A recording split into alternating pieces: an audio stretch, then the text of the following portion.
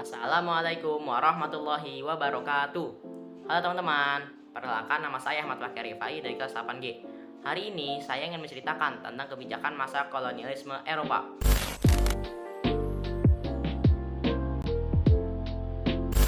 Indonesia punya sejarah panjang sebelum akhir merdeka. Dengan adanya penjajahan yang dilakukan bangsa Barat, memunculkan macam-macam bentuk kebijakan pemerintah kolonial yang ada di Indonesia. Kebijakan kolonial ini merugikan bangsa Indonesia banget cuy. Awal mulanya bangsa Barat datang ke Indonesia buat perdagangan doang.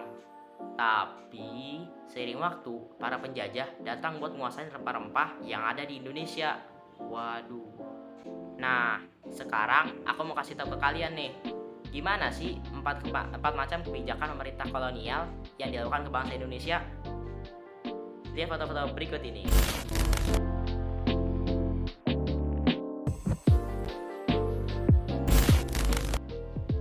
Kalian sudah lihat foto tadi? Itu adalah salah satu contoh kerja Rodi yang dilakukan bangsa Indonesia, yaitu pembangunan jalan dari Anyer sampai Panarukan sepanjang lebih dari 1000 km.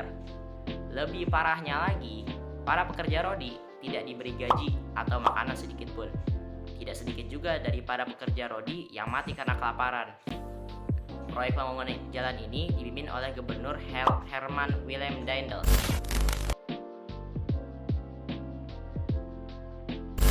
Nomor 2, yaitu monopoli perdagangan. Monopoli adalah penguasaan pasar yang dilakukan oleh satu atau sedikit perusahaan. Kegiatan monopoli perdagangan ini berlangsung dari tahun 1602 sampai tahun 1799. Berarti berlangsung selama 198 tahun ya. Pada mulanya, masyarakat Indonesia menyambut baik bangsa Barat karena tujuan awalnya adalah berdagang. Namun, hubungan baik tersebut berubah menjadi penjajahan dan memonopoli perdagangan Indonesia. Penjajahan ini dimulai dengan terbentuknya VOC, di mana VOC berusaha untuk memperoleh kekuasaan. Terbentuknya VOC merugikan para pedagang dan rakyat Indonesia banget cuy, karena mereka terpaksa menjual hasil bumi hanya kepada VOC, dan VOC membeli hasil bumi rakyat dengan harga yang sederhana-rendah. Waduh. Selain itu, VOC menekan para raja untuk menandatangani kontrak monopoli dengan berbagai cara. Salah satunya adalah politik adu domba, sehingga VOC menguasai politik di Indonesia. Tokoh pendiri dari kebijakan monopoli perdagangan yaitu antara lain 1. Antonio van Diemen, 2. Johann Matsuyker, 3.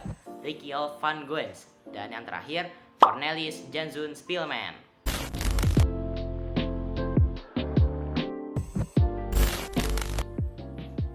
Nomor 3, yaitu sistem sewa tanah. Sistem sewa tanah adalah sistem pajak yang dilakukan atas sewa tanah. Pada tahun 1811 sampai 1816, Inggris menjajah Indonesia yang dipimpin oleh Gubernur Thomas Stamford Raffles. Saat itu, Raffles melakukan kebijakan dengan sistem sewa tanah bagi rakyat Indonesia. Sistem tersebut memiliki ketentuan, yaitu 1. Petani harus menyewa tanah meskipun dia adalah pemilik tanah tersebut. 2. Harga sewa tanah tergantung kepada kondisi tanah. 3. Pembayaran sewa tanah dilakukan dengan uang tunai. 4. Bagi yang tidak memiliki tanah dikenakan pajak kepala.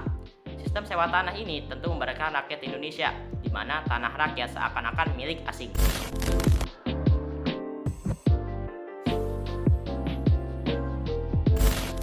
Nomor 4, yaitu sistem tanam paksa.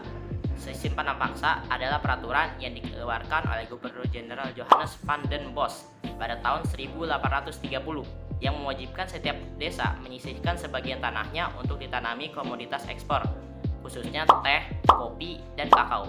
Pada tahun 1830, Van den Bosch menerapkan sistem tanam paksa di Indonesia yang bertujuan memperbaiki keuangan Belanda. Kebijakan tanam paksa memiliki beberapa ketentuan yang memberatkan rakyat dan dipenuhi banyak penyelewengan. Kebijakan tanah paksa ini membuat dampak buruk juga bagi bangsa Indonesia, yaitu kualitas dan hasil tanaman pangan berkurang dan menimbulkan masalah kelaparan. Hal ini disebabkan karena petani tidak sempat mengurusi sawah dan ladang karena harus mengurus tanaman perkebunan. Dan mental bangsa turun karena selalu tertekan. Hal tersebut membuat rakyat Indonesia semakin terpuruk dan banyak yang mati kelaparan karena kurang gizi. Itulah beberapa kebijakan kolonial yang memberatkan Indonesia. Sekian dari saya. Wassalamualaikum warahmatullahi wabarakatuh.